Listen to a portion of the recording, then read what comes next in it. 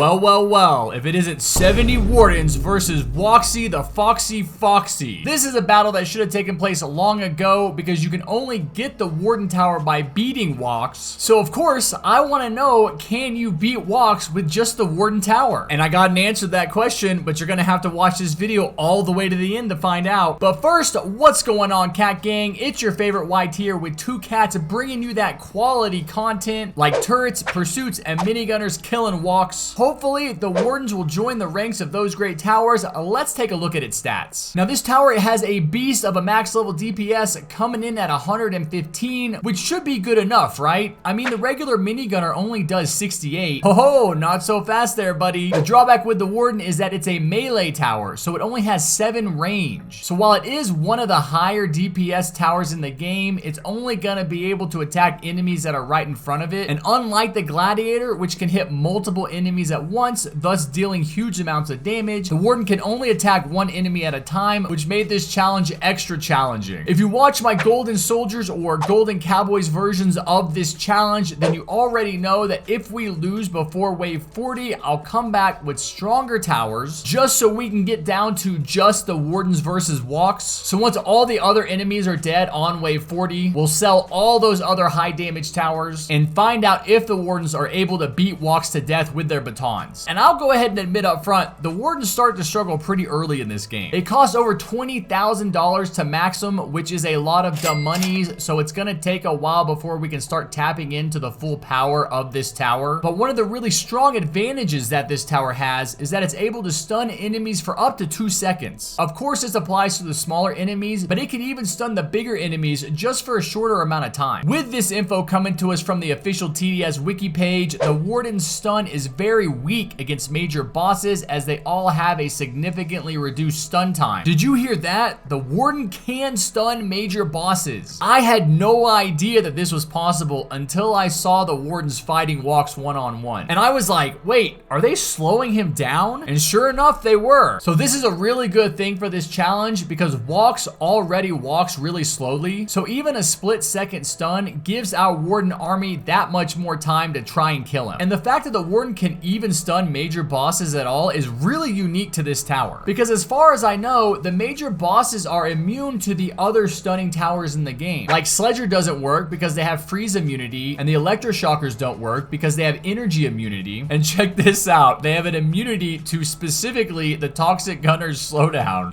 The Toxic Gunner gets its own category. They didn't even make it say like poison immunity or toxic immunity. So how is this tower gonna perform? I don't know. Unlike the Sledger and Electroshocker, the Warden does not have a placement limit, which means we're gonna be able to use the full 70 Wardens in this game. And if they're all slow and walks down and doing 115 damage per second, I think they got a shot at bringing home that epic victory royale. Of course, we're gonna be using the DJ, Commander, and Medic for supports. Unfortunately, the DJ cannot increase the Warden's range, so it's just coming along to decrease those upgrade prices. But the Commander can increase its swing rate, allowing it to do even more damage, and the medics are going to keep it unstunned for as long as possible. Even though the Warden has the ability to block stuns, that ability has a cooldown, and so the tower does end up needing the medic to unstun it. And finally, I'll be using executioners in the back to take out those annoying flying children, since the Wardens do not have flying detection, but they do have hidden detection, so we don't need any special towers for that. Now I'm going to give a shout out to my freaky teammates for this game: YT the Fracture, James is Cool 2390, and Neoelli. Now sit back, relax, and grab a WOX cat. WOX is a cat, right? Anyways, grab some kind of feline, and I'll meet you right back here at the end.